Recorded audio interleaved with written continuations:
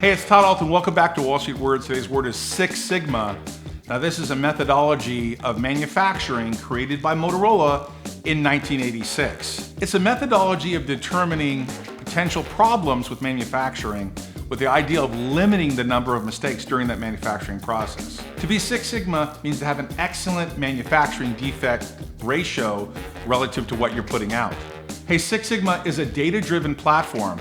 In other words, it takes data to determine what mistakes can possibly be made. Now, I will admit that I'm not a Six Sigma expert. Six Sigma seeks to increase cycle times while reducing defects to no more than 3.4 defects per million cycles. Today's word is Six Sigma. Hey, thanks for watching Wall Street Words. Please subscribe and hit that bell below. If you think this video adds value, please share it with somebody. By the way, if you want to watch more Wall Street Words videos, there's two videos right here you can watch right now. There's new videos every day. Thanks for watching Wall Street Words. Always great things happening here.